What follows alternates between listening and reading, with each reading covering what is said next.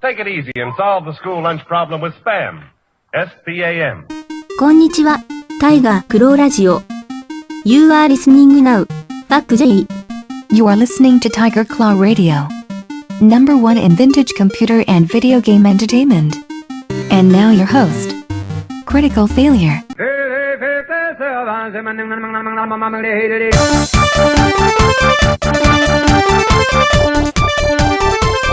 Oh yeah, let's get a sip of that. What's going on, everybody? This is Critical Failure. You're listening to Tiger Claw Radio, episode 203. We got some information about the Atari box we're going to go over. I have a 7-minute vancast of me being very sick. I'm just starting to get my voice back now, but this is a pretty rough vancast. But I wanted to keep it anyway because it has my first... that was the morning I discovered the information about the Atari box. So it's my honest first reaction. So for that reason, I kept it. I've also got a 20-plus minute audio comment from the Gaming Beast. Something that is no longer considered an audio comment, but more of a guest spot. So because my throat is sore, Darabka is going to save the show. We're going to have him and the Vancast. And I've also uncovered 2 very large folders of chiptunes that were posted on the 8-Bit Collective back in 2010, 2011, that era. So I've got some really good tunes to play. I'm looking forward to it. This is going to be a great episode, so stick with us. You're listening to Tiger Claw Radio.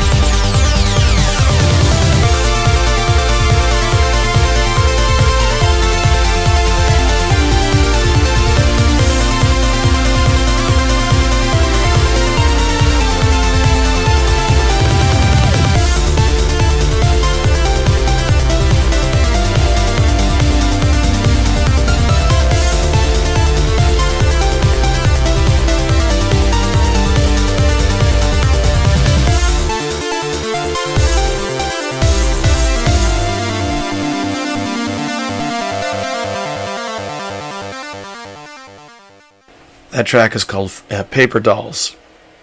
And the artist is called Format, but it's the number 4, M-A-T. You get it? Format. All right. The date I have... Oh, that's not right. Windows shows the date modified as 2005, but I think it does... gives you that date when it doesn't have any data to fill that with. So I don't know. I guess I'll never really know when that's from. But it's in my folder of things that I've collected from 8-Bit Collective. And that was really a golden age for chiptunes. Not just because of the quality, because there's still quality chiptunes being put out today, but the chiptune scene during that time was really unified in a way that it is not now. Now we've got a few different really good chiptune sites, but the traffic is split up between them. So whereas before in those days you could just hit refresh in an hour and you'd have a couple new songs to listen to, these days it really takes like a week or so to come back and you got a whole new crop of songs. And the folder the folders that I saved are tracks I've listened to a million times, so they're very close to my heart. I'm lucky enough that if you go to the Pirate Bay or any torrent place, there is a torrent available, a completely legal one, by the way, of the best of the 8-Bit Collective. And I'm thankful enough that by some chance I happen to have a song on that torrent. It was an acoustic cover I did of one of the tracks from Super Mario Land. Unfortunately, I don't have that track handy. But that was it. That's going to be on there if you go and get yourself a a copy of that torrent. Well, all right, guys, let's head over to the Vancast. It's not very long, but I personally think it's good radio. Let's take a listen. What day is it? Wednesday? Good morning, Wednesday. I think I'm actually going to check the mailbox before I jump in the car. Let's see. It is now, 6:13 in the morning. When I was doing these 1 month ago, we had sunshine and we had, it looked like midday. Now I'm looking at it's pitch black. It's like the middle of the night.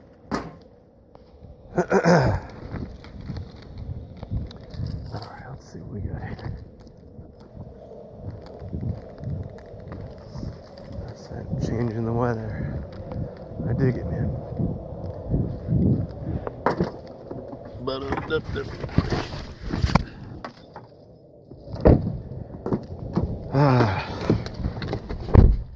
It's the Wednesday morning Merce.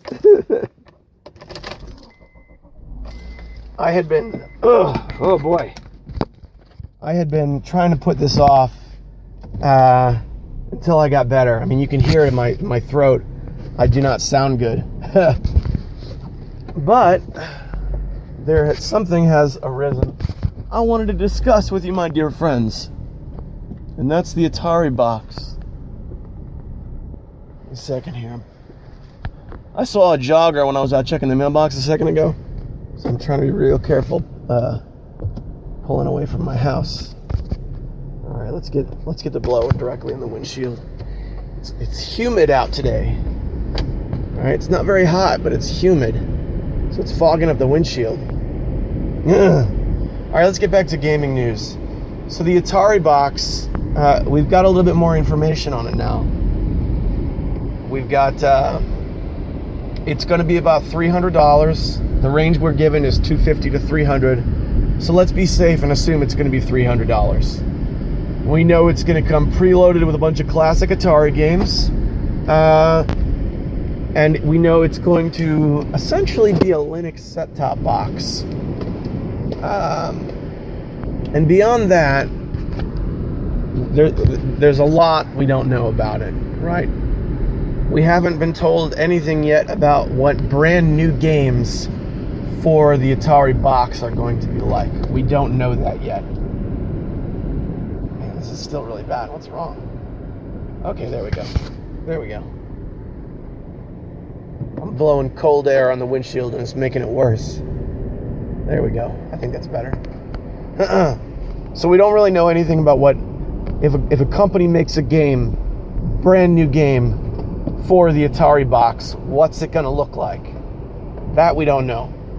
But we know it's going to be a Linux based. We know it's going to be a set-top box essentially. We know it's going to be taking the open architecture approach. Now the overall response when I got this announcement, I looked on Twitter, which is always a mistake for me. The overall response seemed to be very negative. A lot of people were like, this is going to be another Ouya. The price is really high for an open architecture Linux set-top box kind of deal. I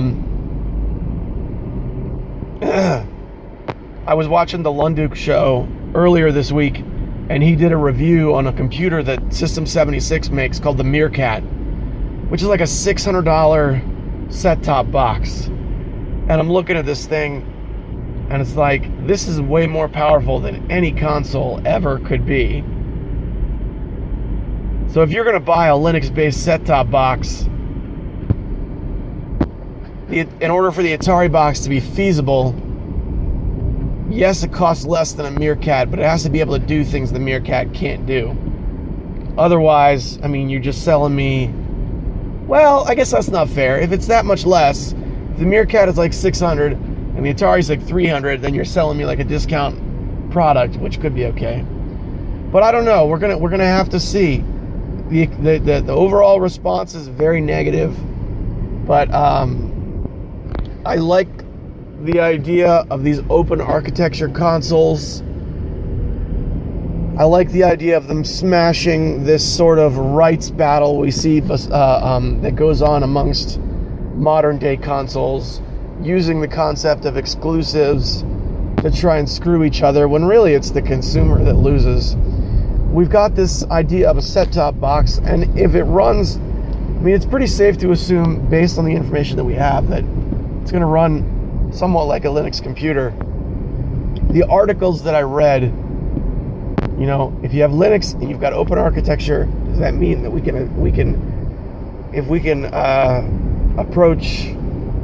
can install Steam, which is not something I made up, it's something I read, then there you go. You got Atari games and you got Steam right out of the box. If you've got a decent library, even a semi-decent library of new games built on top of that, brother, I'm in. I also feel like they're dooming themselves from the start. Let's not make any, have any mistakes about this. I think there's no way that they'll have the longevity of a modern console. Even though the modern consoles don't last very long, you're looking at 5 years or so is the average cycle. I think this open architecture thing, I think it's going to doom them from the start. I am totally interested. It sounds like something that's right up my alley.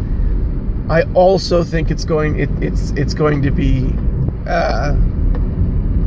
it's not going to be well liked by the video game industry, by the modern consumer. I don't see it. Photos we have of the prototype are gorgeous, but it's like they put it in wood grain paneling and they're packing in classic Atari games. That doesn't really sound like a new console to me. It doesn't. It sounds like a console. It sounds like an Atari flashback that you can run, LibreOffice on. I wouldn't exactly call that a new console. As always, we'll really have to wait for information. We need Atari to tell us more about the console before we can really come to judgment. Sounds an awful lot like it's going to be either Christmas this year or first quarter 2018. So we got a little time yet. I'm going to start saving my pennies. I would like to get one. I have not bought a new console hot off the line since the PS2. So, I don't know. No, that's not true because I bought the Ouya right away. Now, the Ouya only had half a lifespan. It lasted about 2.5 years. But it cost about half as much. So, I don't know. Yes, it was a failure, but I had fun with mine and I don't regret buying it. I kind of think that is how I foresee the Atari box going. Yes, I think it will be a failure, but I also think I'm going to get one and have fun with it in its lifespan. That being the case, I would say it would be a success for me. You know what I'm saying? If it's something that I can have fun with, then I think it would be worth it. I'm going to go ahead and throw it back to Panzer Studios. My throat is really, really sore. Thank Christ. We've got a 25-minute audio comment from my good friend Durabka. He's going to save the show this week because I can't talk. And it's a shame because I really wanted to talk about that River City Ransom game. There's more about that in the fail bag. I'll have to talk about that on Friday. I had a weird experience with that this week. Hopefully I'll remember when I'm going through the fail bag on Friday. Alright guys, let's throw back to Panzer Studios. Hang on. Gotta be careful. Nice and comfortable in Panzer Studios once again. Recovering from my cold. Critical Failure, listen to Tiger Claw Radio. Just want to take a minute to remind you guys, this is a Patreon sponsored show. I have no sponsors apart from those of you who listen and decide to contribute. That makes it so that I can continue to be, I can be me. Nobody owns me except you guys, which is how it should be. The people who do sponsor me I give them a copy of the show early. They usually get it Friday night. And I also like to mention the list on the air. And they are Hemrock, James, Sendu, Tecmo Balls, Durabka, Six Health the Fury, and the Cartridge Brothers. These guys have all banded together.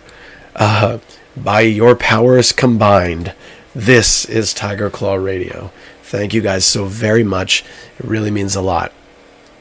Alright, so let's move things right along. We're going to play another track from the 8-Bit Collective. We'll see what else we got. This one is called A Simple Theory from Woki Toki. I guess that's how you say it. I don't know. The intro is a little strange. But the second the beat drops, I remember listening to this track pulling out from my college, right? And just being in this really long class. And the moment class gets out and you make that drive home, that's what this track is. All right, so this is a really special one. Stick with it through the intro because the intro is a little weird.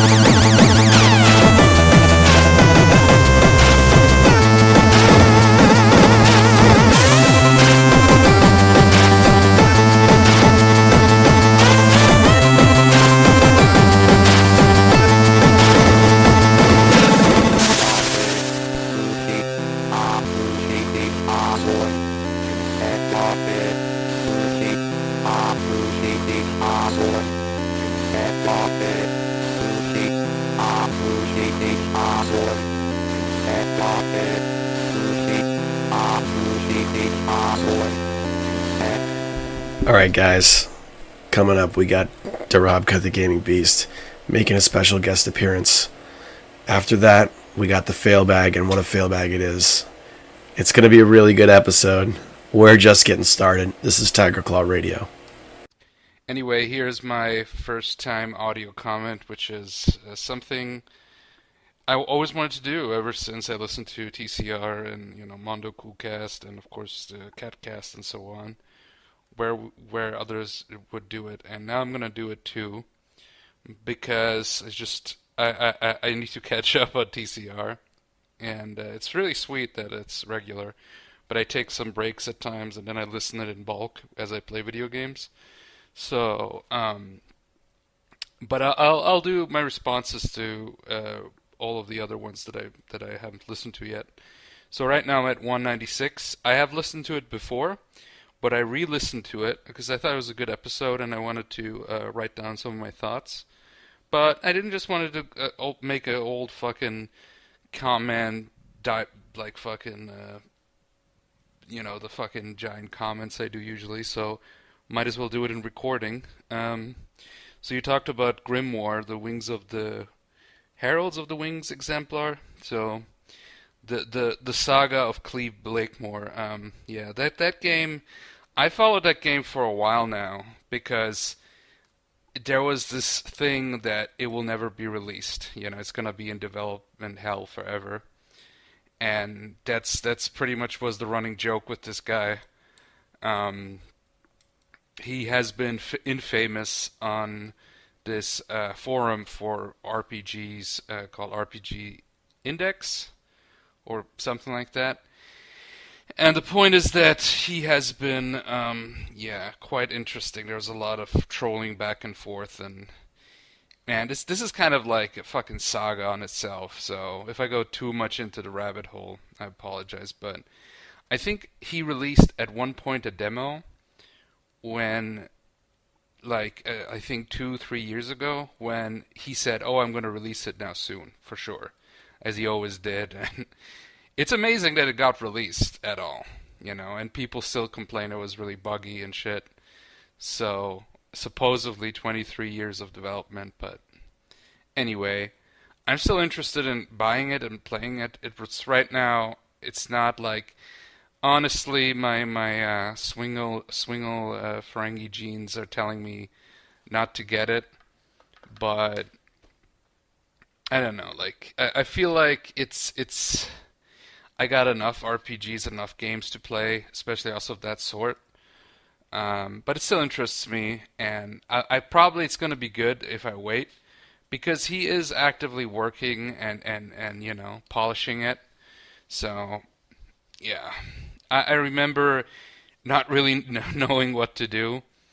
It really did feel like Wizardry, because just like in Wizardry, I was pretty lost. And I had to read the guide to get anything done, honestly. I don't know.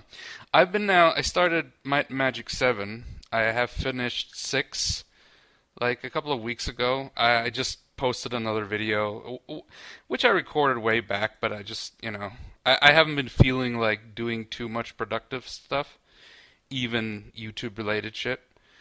But anyway, that's neither here nor there. Grimoire looks interesting, but if you want to get it, I would, in my opinion, wait a bit.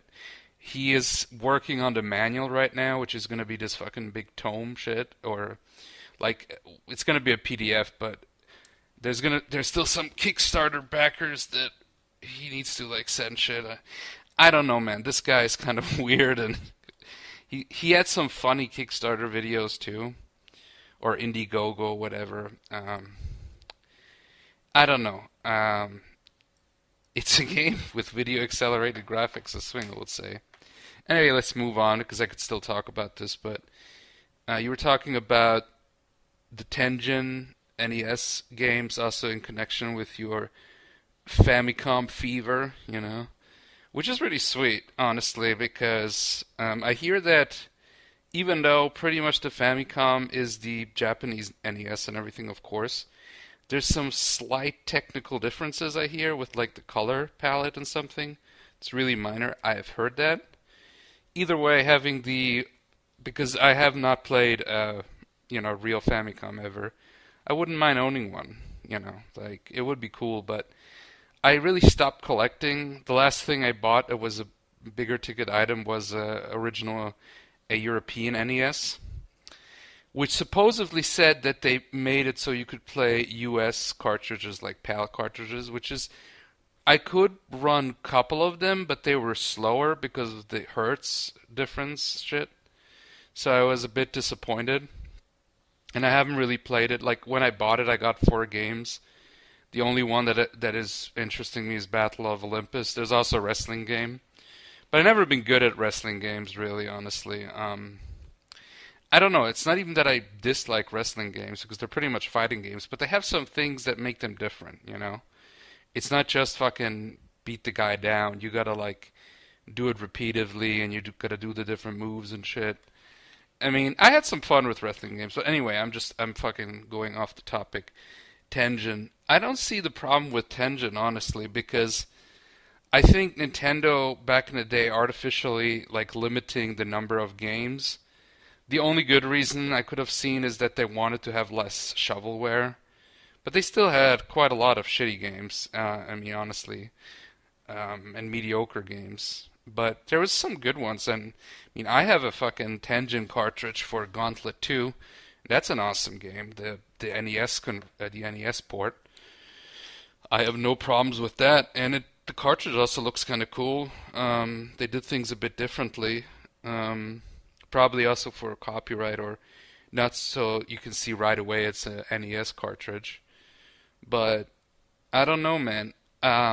And yeah, like Ultra, totally. That's, of course, Konami just changing their name so they can get past that.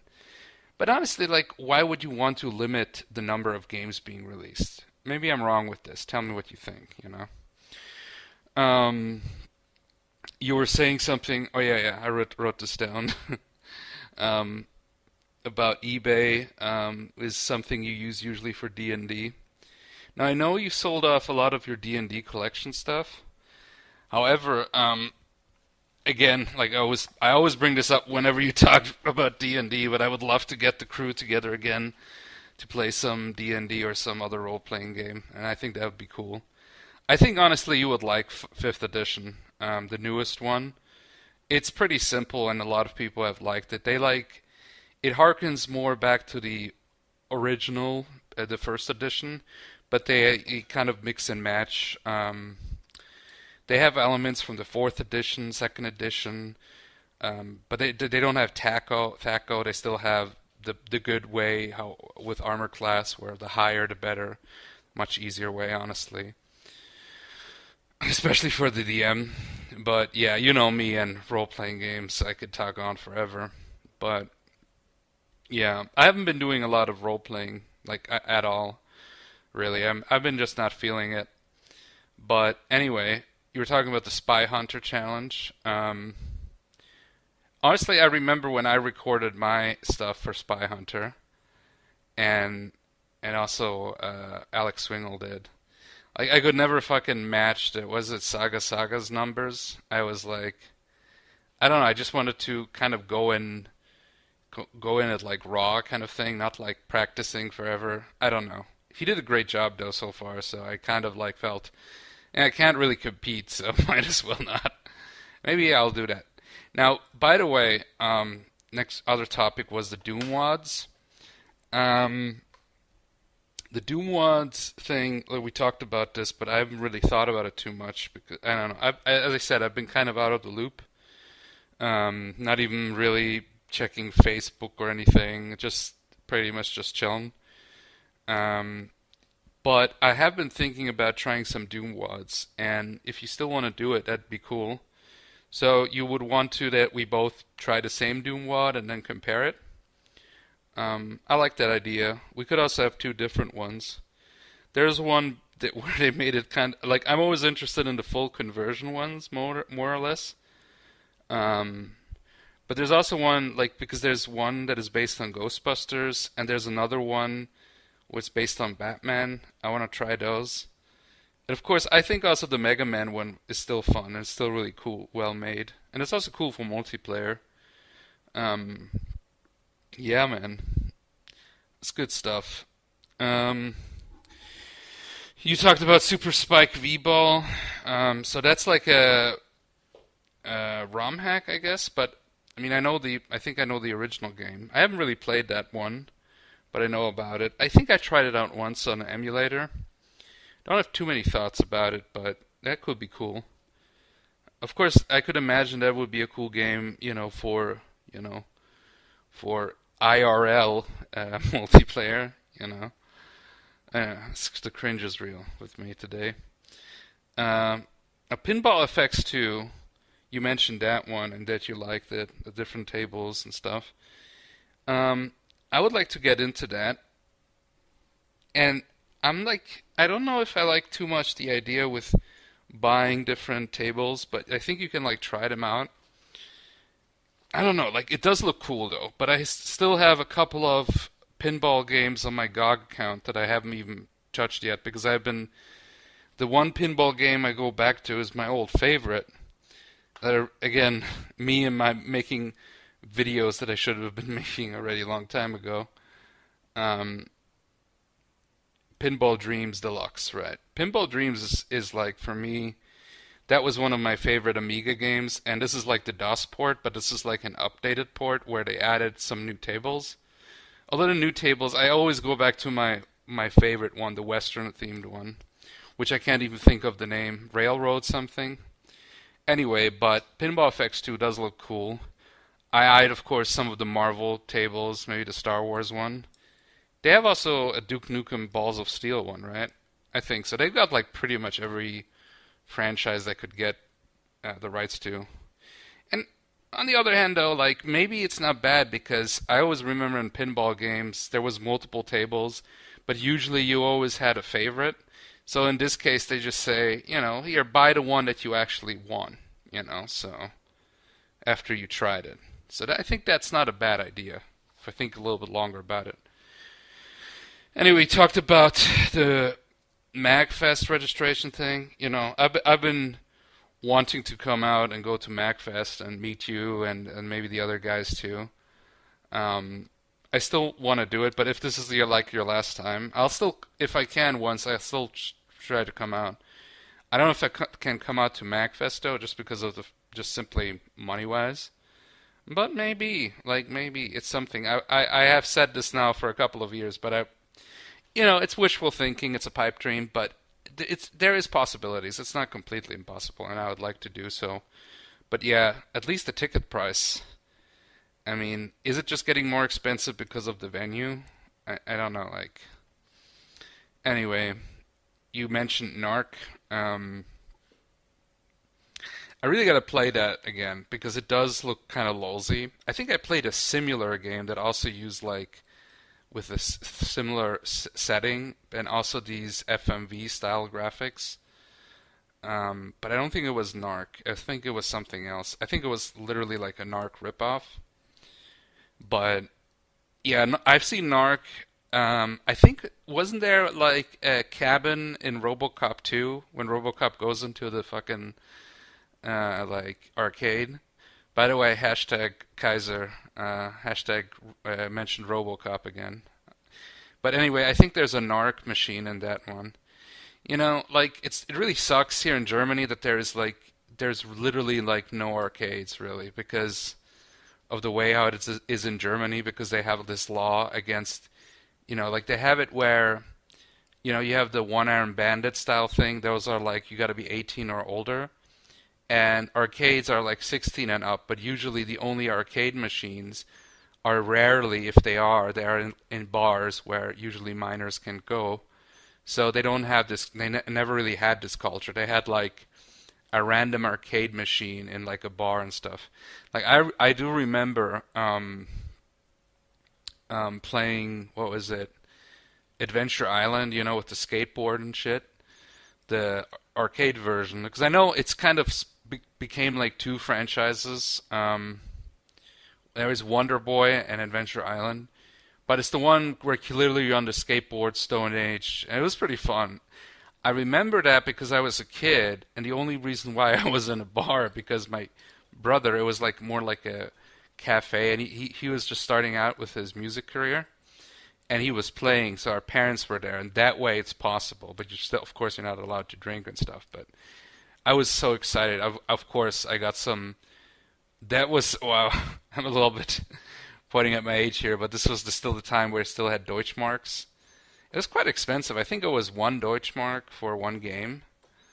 It wasn't just, that's the thing that I really miss in the U.S. because I do remember even in Utah and Ogden they had a big arcade, the Nickelcade. Although a lot of the arcade machines, like the games, they weren't in good condition, but it was still cool. They had quite a lot, and they had them like grouped, and you could play. You had to like have a minimum of $20, but they would then convert that into nickels, 5 cents, and then one game is 5 cents. And there was even like games like the really old school, like there was a whole section of really old school, like the classic golden era, like Space Invaders, Pac-Man, which were free, where you could just play how much you wanted. And I'm like, that's pretty sweet, honestly, and like, I miss that. I wish there was some kind of thing. I'm gonna try to get to one, but that would be something also cool to film. I don't know. Well, again, in Hungary, I remember also some arcades, but in bars, arcade machines. But they're like always, some bars, they would have arcade video games, and then they would have, of course, foosball, because fucking foosball. Europe is obsessed with foosball and soccer and shit, so which I didn't mind. It's not bad, but I always preferred billiard and arcade machine. But anyway, now I'm just rambling. But yeah. So you talked about the Master System, and then you talked about these guys reviewing the game with Phantasy Star. And I hate when people say, "Oh, it aged like milk" or "aged like shit," and I'm like, you know what? Like, honestly, the game isn't that hard. Yes, some of the levels can be a bit confusing. It's an old school dungeon crawler. I mean, what do you expect, honestly? And in that way, they're not that bad of dungeons. And honestly, I have used the map. There's been some good resources, and I know how that sounds. But, if you want to play super hardcore, you can map it down, write it down. And it's not so bad. Like, I still enjoy the game. Yes, it's an old game. Get over it, Like, I'm curious to see how people are going to talk about, newer games. Like, well, even Dark Souls 1 is already older-ish. How that's going to age and how people are going to talk about that. I know Swing already hates it, so... I have mixed feelings still with Dark Souls. I still want to give it another shot. But, I don't know. So, when we're talking about DOS games, this is actually something that I really want to talk about, is you mentioned, of course, Jill of the Jungle, which I should play again because that's a pretty sweet platformer, and I agree with you. That would be one that, if you want to have the whole aging thing, I think that one aged well. I mean, you could even show this to, like, people who are into, like, Mario or Nintendo shit, and it's also, like, not really violent, so... You could also show it to your kids or something, and that would be a game that they could get in. Commander Keen is one also an interesting thing. When I was in a Clank, there was this one guy, and he had these he was younger than me, like quite a bit younger, but he did know at least one DOS game that he really liked, and that was the first Commander Keen, But only the first one. And it was kind of weird because I think I played more of the fourth or the second one or one of the sequels. But I did like it. I mean, there's some magic to the fucking DOS gaming. And then you also mentioned Space Quest. And by the way, I have been playing a lot of my GOG games in the recent 2-3 years. And I have played through multiple of the Sierra Adventure games, including... Space Quest 1, 2, 3, and now recently 4. And I gotta tell you, man, like, I think you only played the first two, and I don't know how you feel, but, like, those actually, they can be a bit frustrating at times, but that's just the nature of the beast, no pun intended. Or pun intended, anyway. But it's pretty funny, man. There's some really funny moments, because the fourth one is the first one where, I think it's the first one where they have VGA graphics. I think the last one before was it still EGA? Yeah, I think it was still EGA. And it had also full like voice support, because this is the CD-ROM version. There was also a disc version where they didn't have voice, I think, but this is the CD-ROM version, at least the GOG version is. And I don't know, man, like, fucking although Space Quest is, even with the Sierra adventure games, I think it's one of the harder games, because it's everything fucking kills you. You gotta be on your toes. There's not as much interaction with like NPCs, but the interaction you do have can be quite funny. And there, especially here in this fourth one, there's quite enough of it, and it's pretty funny. So I don't know, man, but I've been enjoying that. So if you haven't played Space Quest 3 and 4 yet, I definitely recommend that. They're pretty cheap, I think, so. But yeah, fucking Roger Wilco, man. That's something I always wanted to play. I always remember seeing the games as a kid in the shop back in the day, and like people talking about them. And it's just something that I always wanted to get into, but you know, I don't know. It's the only adventure games that I remember playing from Sierra were, of course, the first Larry and the first Police Quest, you know. But now when I recently played Police Quest, I forgot that fucking Police Quest, it's a point-and-click adventure game, but it's also kind of a police simulator, because you gotta do everything by the book. Because literally the game was made in conjunction with a real policeman, police officer who was injured, and he was resting from his injury. I think he was injured on the job. And he was resting from the injury, and in order to pass the time, I guess Sierra contacted him, and then he made the police game. I guess they just wanted to make a generic police themed crime solving adventure game, but then they said, no, we're gonna make it by the book, because there's some interesting parts in that one, and I haven't played it too much yet, because, you know, it's a parser interface game and stuff where you have to type in shit, which I do like that, but it can be at times tiring and cumbersome. Like, honestly, once you get into those games, because I've been playing, as I said, I played through the first two King's Quests, I played through the first 3 Larry games, and I played through also the Space Quest games, so I went through quite a bit of parser interface games. So, and the biggest thing is, of course, as you know, is that often you might even know what to do, but it's like you got to say it in the way that they inputted it, because there was only so many words that they could have. So if you would want to say an action in a different way, like instead of, you know, like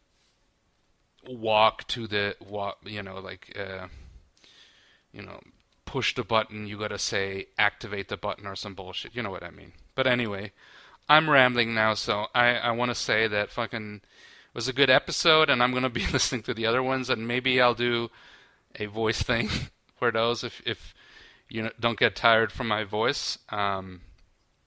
Appreciate you making these fucking sweet podcasts, and yeah, and keep on trucking, man. Now I have to catch up to 202, but it's gonna be fun. So, gonna be killing some goblins in fucking Might and Magic 7 as I'm listening to the Critical Failure. Anyway, for a Death Mug of Doom. So, bye-bye. The Gaming Beast. My apologies for making you listen to yourself while you're killing the goblins. I took some notes. I got a few things I'm gonna pitch right back at you. First of all, thanks for the comment. You're right. That's the first time you've ever sent me one after all these years. Let's see. You started off talking about Grimoire. I don't know, man. I'm gonna play it just to play it, just because I love those kinds of games, and the kind of game that's trying to be. It seems like those are lost in time. Like that could very well be the last one of its kind. So even though there's a lot of complaints about the game, it's very buggy. You know what? So was Wizardry 6. Wizardry 6 was extremely buggy. The only thing that's stopping me from buying it is the price. Not that the price is unreasonable. It's $40, but the guy has come out and said, "Look, I'm not going to buy into this sale culture. It's going to be $40. That's the price. It's never going on sale," which is completely fair. But I don't feel any urgency to buy it since I know that that's just the price now, and there's not going to be, it's not changing. Famicom Fever, you said technical differences between the Japanese Nintendo and the American Nintendo. The only instance that comes to mind is Contra is a great example. The Japanese version of Contra has cutscenes. There's animations in the backgrounds that aren't in the American version because of what was on the cartridge, or what the cartridges could and couldn't do. Apart from that, they must be really subtle, because the games I've played, I'm not picking up on, the American Nintendo couldn't do that. But you're right. If you compare games that came out on both sides back to back, there are a couple subtle differences. It's been a good time. I like wrestling games as well. I think there's a good bit on the Famicom. I've got a couple good Japanese wrestling games. My favorite wrestling game for the Nintendo is Pro Wrestling. You might remember there was a video Robbie Roadsteamer made. I think Robbie Roadsteamer made a couple pro wrestling videos, but he made one where he played against somebody for like $150 or something, and the guy lost and was like really, really upset.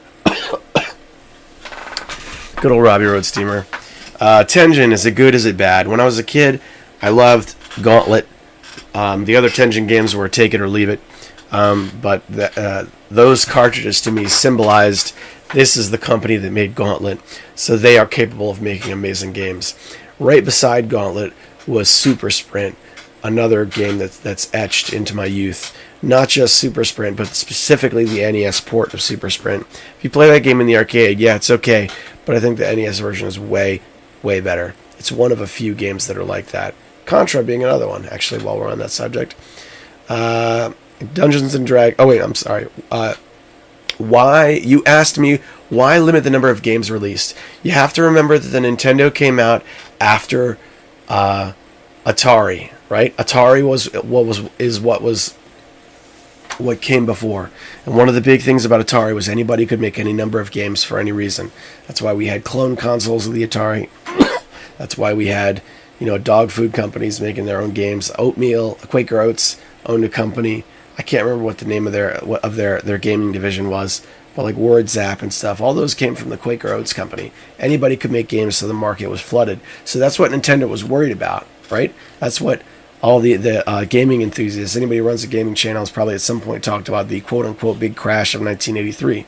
Well, that's what they were trying to prevent, was oversaturation of the market, because that just wreaked havoc all over Atari. So they did what they did for good reason. Now, it is fair to also say that because of that, we probably missed out on some great games. Yeah, that's probably true. But even with that rule in place, the massive, massive Nintendo library has plenty of shovelware. So, I don't know. I like to think that some of those things they did had a positive effect and were things that contributed to what we now have when we look back on Nintendo. Then you talked about Dungeons and Dragons. I didn't sell off all my books, dude. I sold off a couple. I think the only one that really comes to mind that I miss was the Stronghold. No, I never owned the Stronghold Builder's Guidebook. It was the Book of Challenges. I sold that. And I also sold my copy of I can't even think of it now. Golly, that's terrible. It was one of the campaign settings, the very big one. I want to say Unearthed Arcana. Maybe that was it. I don't know. No, it wasn't Unearthed Arcana. That was a resource book. The biggest campaign setting ever for Dungeons and Dragons. It doesn't come with the kit. I bought the manual for that. And it was a great manual. The only reason why I sold it was because it smelled like cigarette smoke, and I couldn't get it out, even after all these years. So I never used it. Even the few times I did sit down and play the game, I didn't use it, so I thought it was okay to let it go. The vast majority of those books I still have, because I play that game with my son, so they're not going anywhere. You also asked about editions. I had a funny idea about editions. I wanted to play second edition with my son, but I wanted to separate it somehow from third edition. I wanted it to be clear that these are not exactly the same game. They're played differently, we look at them differently, but I still wanted them to follow the same storyline. So that's crazy. How on earth could you do that? Well, I remembered Final Fantasy Legend 3, right? Time travel game. You do time travel, right? We play third edition. So, and I have a excuse me. I have a campaign setting very much like the Tarl Egan map. Now, when we played Tarl Egan, we were mostly stuck in the one city, but it had a pretty big country. What I developed for my son, actually, no, that's not fair because I've had this for many years before he was born. But the setting that I use is smaller and easier to travel across than the Tarl Egan setting was. But because of that, he knows, okay, I can travel to this region to find this type of thing. I can travel to this region to talk to these types of things. And if he wants to travel, we just roll the dice a few times. He does a few random encounters. That's it. He's there. So, hey, if we're going to go back to second edition, we'll just say this is 200 years ago. And I'll write a completely separate version of the world map where certain events have not happened. Like a castle won't be there that is there when we play third edition, those types of things. That's how I would handle it. So if we were going to play fifth edition, I would have to go way in the future. And there you go. That's how you could handle it. So would I play fifth edition? Yeah, I would. I'm not really in the market for new Dungeons & Dragons books at the time. At this time, though, because I haven't. We took a break. We stopped playing it over the summer because we were playing it like every single night during the school year. We'd have really short sessions. They'd only be like 15 to 30 minutes long, but we'd do them every single night, and we'd never miss. So we held off in the summer so that he could, hang out. And I don't know. I think we'll probably be kicking those up again sometime soon. So that's it, man. Dungeons & Dragons is amazing. I wish I could go back and finish my 12-sided podcast. It's something I like talking about. Not just because of the game, but the amazing storytelling. The stories that come out of it are just incredible. I mean, from outside of Dungeons & Dragons looking in, you think, okay, how many times can you knock off of Tolkien's elves? How many times can you tell the story about dwarves that live in caves and mine for diamonds and whistle while they work? You know what? You can tell that story 1,000,000 times, 1,000,000 different ways, and it'll be great every single time. And that's Dungeons & Dragons. That's not just Dungeons & Dragons, but that's tabletop role-playing when it's done right. So, if you'll allow a brief romantic tangent. Next, let's go to Saga Saga's Spy Hunter, our score. Saga and I were playing Spy Hunter together on the carpet in front of a TV when we were in 3rd and 4th grade, respectively. So, this is a game that he's been playing since he was a wee lad. So yes, he practiced some. He took it seriously and came out with a score you could be proud of. But you also got to understand, if the tables were reversed, and we were playing your game, then that'd be it. You know what I mean? You'd have that crown. This was his. So I still say that's a heck of a score. It was, and not just a heck of a score, but it was a heck of a competition. It was amazing to see everybody submit something. And just for one brief week, feel like we all sat down and played a Nintendo game together. It was really cool. It was something very special. And then we have Doom Wads. Yeah, man, I want to do some Doom Wads. Look, let's start very simple. Keiko Awards. I can never remember on the air what it's called. Look, if you go to Google and you type download Doom Wads, all right, it's going to take you, where is it? The third link down, doomworld.com, 10 years best WADs, the top 100 WADs of all time, all right? So they do an awards thing every year for the best WADs, okay? And it shows for each year, top WADs of 2016, 2015, 2014, all the way back to 1990 freaking 4, all right? So what I did was I clicked on the very last year, the most recent year, Top WADs of 2016. The 13th Cake Awards is what it's called. It's got a poster on it that's a copy of Friday the 13th. And I looked at some of the WADs. I looked at a couple of them. I would say, I know there's one. It's tempting to play the one on here that's built by John Romero, but I think that's just one level, so I kind of glazed over it. Ancient Aliens, bro. Download Ancient Aliens. That's where I would start. Furthermore, I like the idea of trying different WADs, but I also think we should go back and try each other's WADs at some point. So you mentioned a Ghostbusters WAD and a Batman WAD. I'm going to track those down, find them, play them, and I'll tell you what I think. All right, and this is how we'll get started. Beyond that, beyond you playing the Ancient Aliens WAD, just get something random. Just get into Doom. Open Doom, for goodness sake. Play something. Tell me how it goes, because that's going to be our starting point. All right, let's move on to Pinball. Pinball FX2, buying more tables. You're right, I always thought that was a bit of a scam, but they go on sale enough and they're low enough price that you made the point yourself. If you get the table you like, it's worth it. You know who doesn't, I don't think handles it very well? I can't think of the name off the top of my head.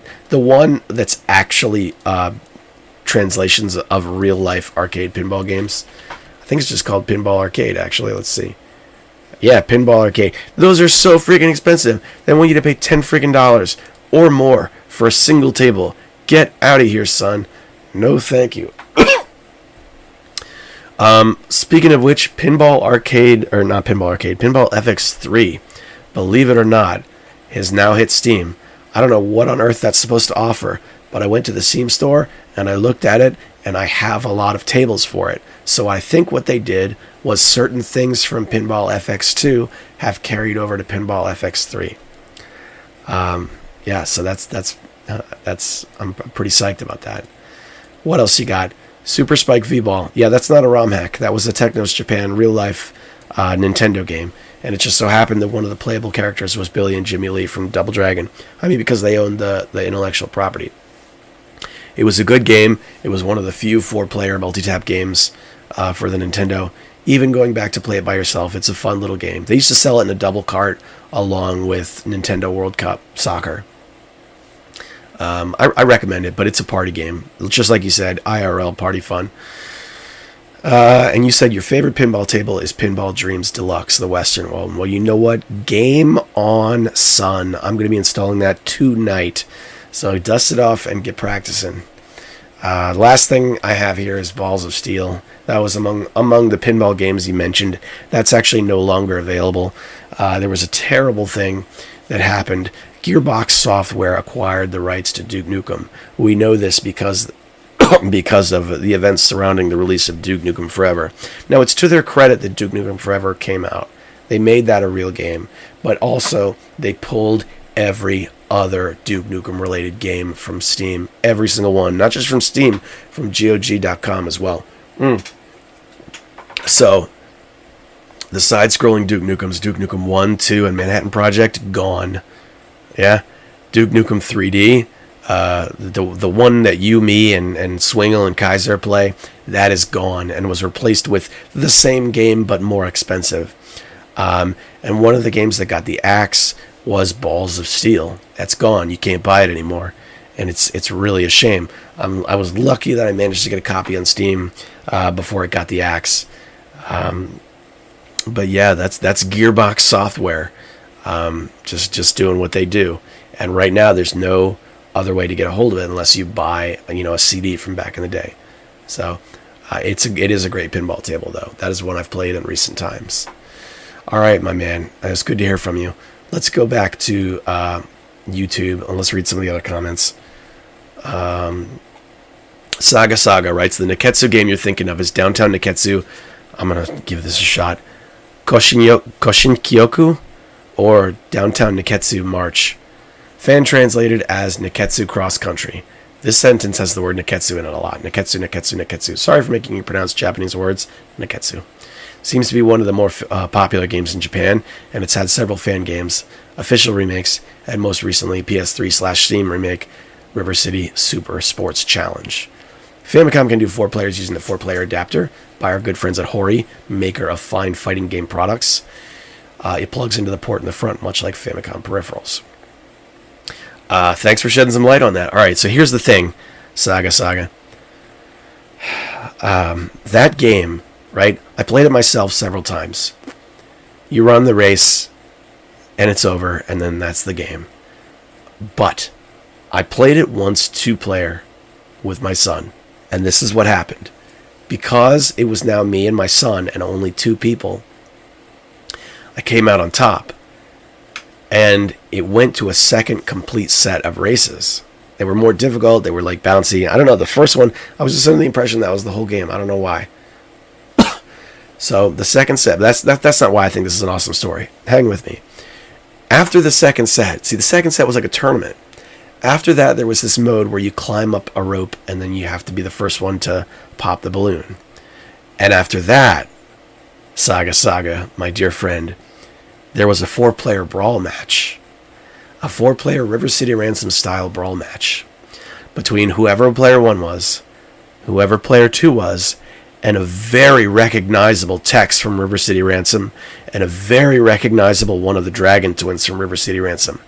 Tex was still doing his thing where he swung the bat around, and the one of the Dragon Twin, I couldn't read the text, was still doing the jump spin kick he was doing. They would throw each other, and you could see the Javelin Man technique in action. It was the biggest blast from the past in my underpants I could possibly imagine. And I couldn't explain it to my son because River City Ransom was never his thing. That was my favorite game as a kid. It still is. Tied for my favorite game of all time. And this was this River City Ransom throwback that was real and official and awesome. It was so cool. And this was something I discovered after deciding that this was a game I liked. So that was an amazing, amazing thing. Now, the Dragon Twin guy kicked all our butts, needless to say. But I'm sure you knew about that already because you tend to be the authority on these types of things in our group. But it was so cool. It was cool enough that if you have not seen that, I should throw all my Famicom hardware in a box, and we should play it together because it was pretty dope. And thank you very much for writing in because that's really cool to hear about. Next, let's go to Death Adder. Death Adder writes, the Mortal Kombat Arcade Collection is no longer available on Steam. When I opened my Steam account a year ago, I went looking for it, didn't see it, and I punched a hole through the wall, cursing them in the name of Ed Boon. The DOS ports of Mortal Kombat 1 and 2 and Vanilla 3 are on GOG, but it sounds like you have to jump through a lot of hoops to get a controller working on it. I once again punched a hole through my wall, cursing the name of Ed Boon. I tried running in MAME way before all that, and I could figure out how it was to make another Ed Boon-inspired hole in the wall. MAME is hard for dummies to use, but I did have that collection on my PS3 before I sold it. It was cool.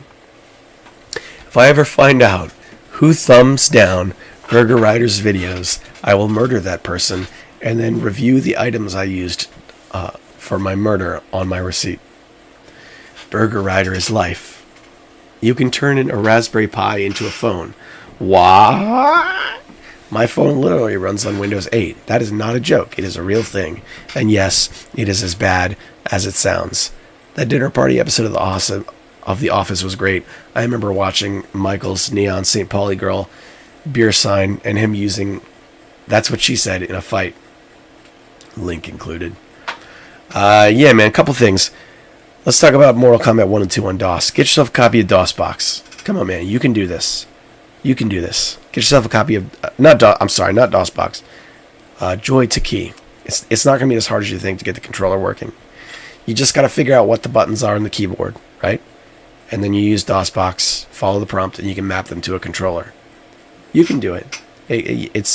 I would wager it's probably easier to do that than it is to mess with games for Windows Live. On the Mortal Kombat Collection 1, 2, and 3. While we're on the subject of Mortal Kombat, are you on? You're on. I know you're on Steam, right? Because you got to say that.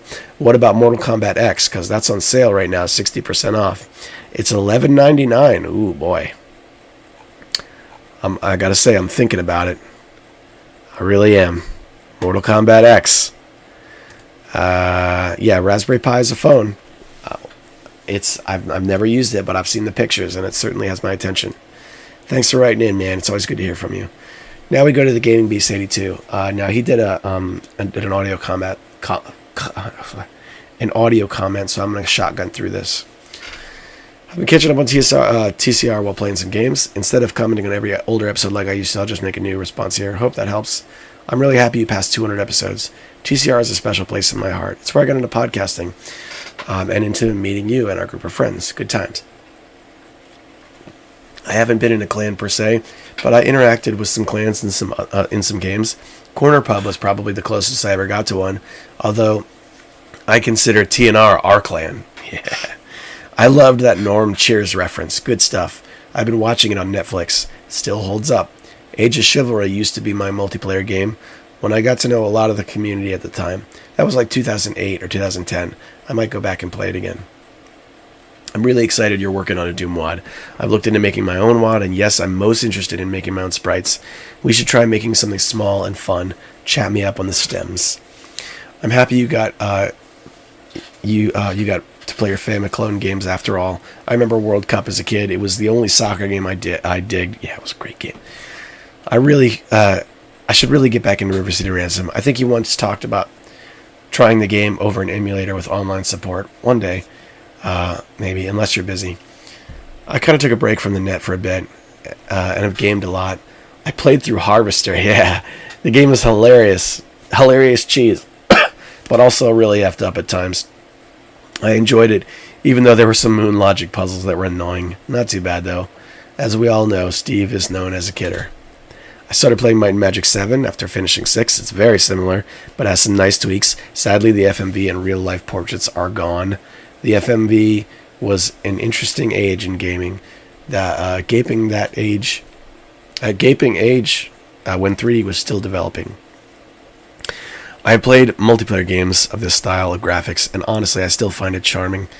It might be dated to many, but I have had more enjoyment with retro games in recent times than the newer ones. I would recommend Might and Magic 6 as a good jumping point for the series. I'll still try Wizardry 5 and see how it goes. Going into it with a guide, though. There are some good ones out there online. Speaking of your NES episode, your SNES episode, I did mention the translated Super Famicom games, which were really cool to play, and it extends the library of the system. So what I was thinking is that you could research romhacking.net's database, and it gives me a link, for the Famicom games you got but can't play because of the language barrier, and maybe use the NES EverDrive to play them. I want to get one of those for a European NES eventually. I still want to get an SNES and a Genesis myself, but I agree. It's getting the good games for the system that can be really expensive. I collected a bit back in the US, and I bought an NES and some games on eBay here in Deutschland. But I haven't but anything since. I don't know, maybe one day. Question of the Beast. Which Famicom only games would you recommend to your bros here in TNR? P.S. Thanks for making TCR. I'm rooting for you too. PS2 dicks. Alright, Famicom only games that are amazing. Ricky Kuino's immediately comes to mind. I mean, we've been talking about Technos Japan and River City Ransom and their chibi style of characters. Immediately recognizable characters that they put in all their games, including the World Cup soccer game you mentioned. Ricky Kuino, or Kuino, however you pronounce that, is a fan-translated version of one of the Neketsu games. It's a 4-player Super Smash Bros. Brawl style game. It's amazing. That's one. Another would be people really talk highly of Sweet Home, which is a turn-based horror game for the NES. That's got an English translation that you can download. I don't know if I'd worry about buying the Famicom game because you're not going to be able to play that unless you speak Japanese.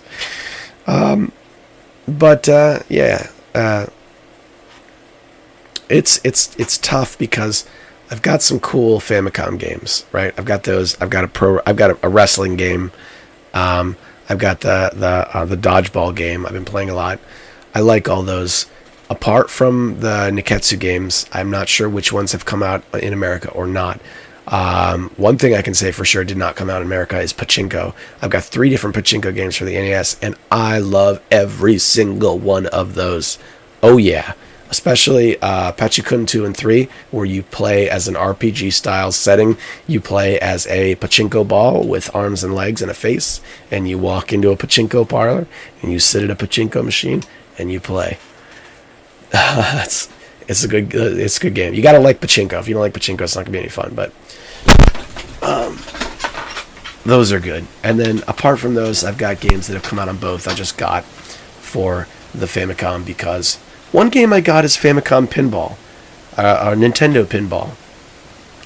I seem to remember there being some sort of mini game on the Japanese version, but I haven't encountered it yet because I've been too busy playing Technos Japan, Dodgeball, and Cross Country. So I'm gonna stick with these for a while. I'm out of the market for new Famicom games for a little bit, and I will give you a heads up when I get more. Also, Age of Chivalry, I'm gonna reinstall it. We should play it together. That'd be a great game. Oh yeah, and playing NES games online. That was nuts. Years ago when we talked about it, it was not super difficult. NEStopia had a built-in module from what was it called now? It was the same software that MAME uses to play online when you play MAME online, and there was just a version of it that was built in to NEStopia, and I had done it, not with you but with other people. I can't remember the circumstances, but I know it's possible, and I know it's not that difficult. We could do that.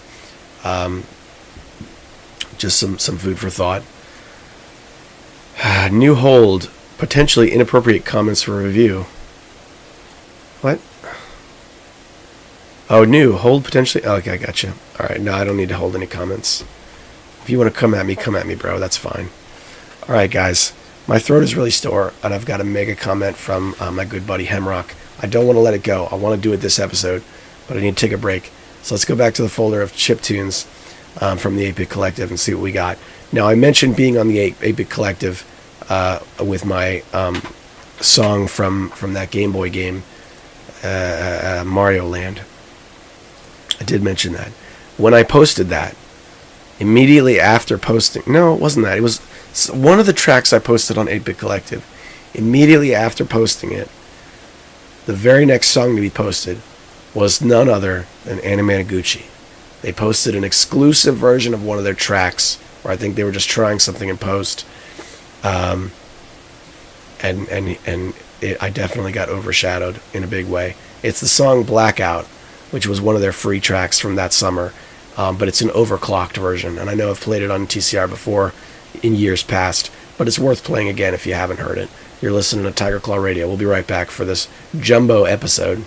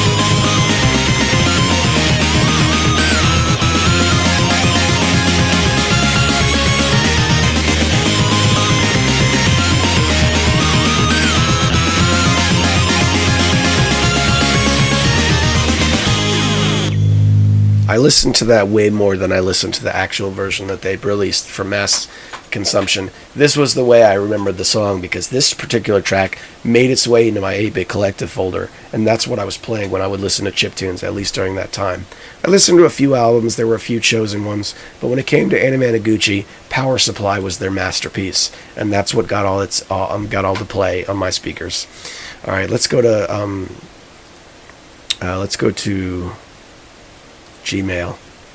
Hemrock writes, "Hey CF, I hope this email finds you doing well in the Cozy Panzer Studios. Thank you for another great episode. Keep the Morrowind vids coming. I also play with a mod that adds a house in Balmora. It's a nice touch. Did you find the recall or the mark spells by chance?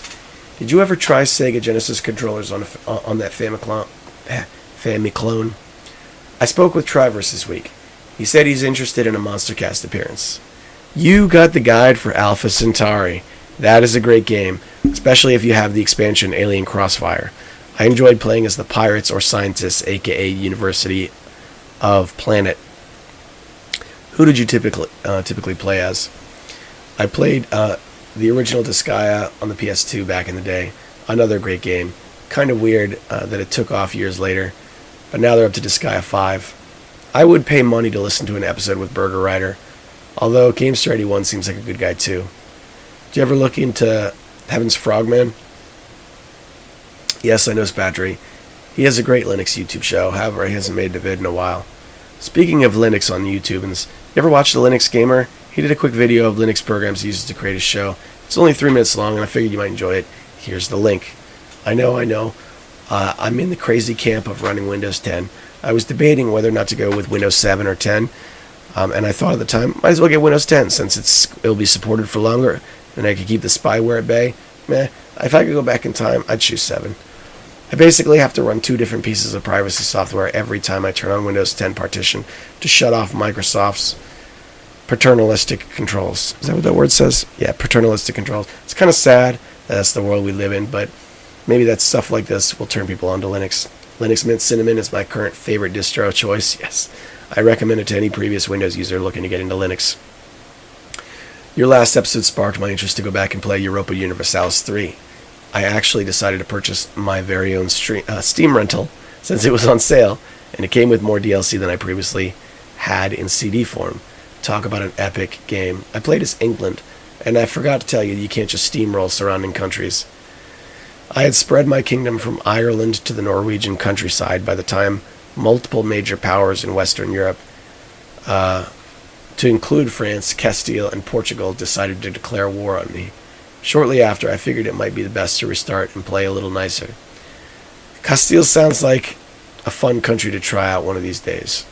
I've attached my Civilization 2 mod to this email. Basically, copy and paste in your Civ2 folder. Make sure you back up your original files, including your sound folder, before you overwrite them. Love to hear any feedback on the mod, both good and bad.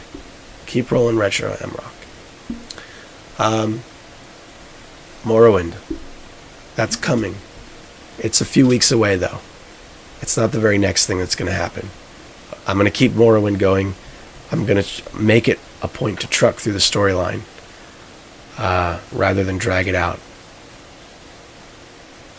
I'm going to do a big session of gameplay, probably an hour, hour and a half, and then edit it down to about 30 minutes of watchable footage and release it as a single episode, something that's watchable. I figured out how to do spot editing. I can edit quickly. It's not perfect, but you can take out the very long silences. Basically, the trick is, if it's going to be an awkward silence, make it an extremely quiet, awkward silence so you can spot it in the wave patterns. When you're looking at the wave patterns for the video, you can see those big, long, awkward silences, and then I can just copy them and either cut them out or make the speed go really fast. It's not perfect, again, but at least it's some sort of like respect to the viewer. That's all I can say about Morrowind. I like the game, and I feel like I need to continue that series to play it. I don't know, it's weird. Whatever. I haven't tried Sega Genesis controls with the Famiclone because the 2 that did work seemed to work okay, so I've been sticking with them for the time being. Triverse, I'd love to have him on the Monstercast. I'll tell you what, I just finished my last day of work of September, and it's been the work. It hasn't been a bad month, but September is the busy. It's unbelievably busy. It's so busy that I mean, I bet you guys can relate to this. I take my work home with me in September. I come home, I'm lying in bed, I'm thinking about work. Something at work gets me mad, I go home, I'm still mad about it. That's September for me, okay? And that's like, even if the hours I'm working aren't a whole lot more, then it still is amazingly difficult to get anything done in September. I am amazed I managed to get TCR out without a single lapse in September, because it's been really tough. But now that it's done, I've got to write emails to Michael Smith, who is going to be on the Monster Cast. Triverse, I want to get him on, and he also had a musician he was talking about getting on, which I'm extremely interested in, but I haven't even answered the emails because I'm a jerk. So, yeah, sorry. I would pay money to listen to do an episode of What if we all took up a collection and we were like, hey man, we're gonna give you $100 to jump on Skype and just talk for like, I don't know, 30 minutes. I bet we could pull it off. I don't know. Maybe he would think it was a scam and he wouldn't do it.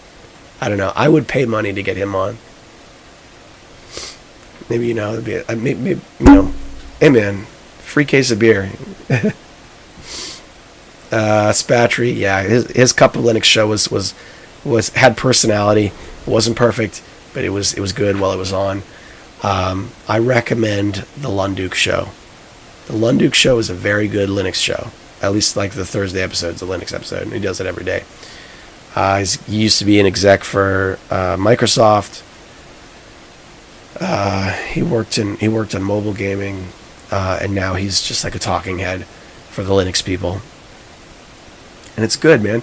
This guy that you're talking about here, the Linux Gamer, he goes on with Brian Lunduk very frequently, actually. He talked about, he did the Linux Game Jam. This guy, the Linux Gamer, it was the first ever game jam for just Linux games. They talked about it on the Lunduk Hour a little bit. It was good stuff. I also like Linux Mint Cinnamon. I think it's the best Linux experience.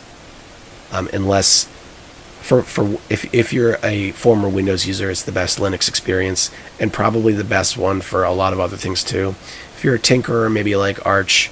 If you're a minimalist, maybe you like Fedora. I work with a guy who just came on who likes Fedora, and he has it on his laptop, and he showed it to me. And I gotta admit, I wasn't interested in Fedora before. I'm probably not going to install it now, but what he showed me was pretty dope looking. I'll say that much. Yeah, Europa Universalis 3. Castile is the beginner country. It's supposed to have the easiest statistics. It's the country a lot of people start as when they're first trying the game for the first time. Heaven's Frogman, I haven't had the chance to look into yet, because I haven't had a lot of time. The time I have had, I've either played games to try and clear my head or worked on TCR. My friend, it's always great to hear from you, but I can't talk anymore. There's more I wish I could comment on in this email, but you guys really saved the show. Hemrock and the Gaming Beasts, and Saga, and Death Adder. Swingle was right. There are days when the failbag is really the savior of the show, and I think this might be one of them. I'm so tired. I want to get this up. I'm not even going to bother putting the little song at the end. Look, whatever has brought you here, 1 hour and 25 minutes in to Tiger Claw Radio, keep at it. Don't give up, no matter what. All right? I'm rooting for you. All right, make it a good week. I'll see you guys next time.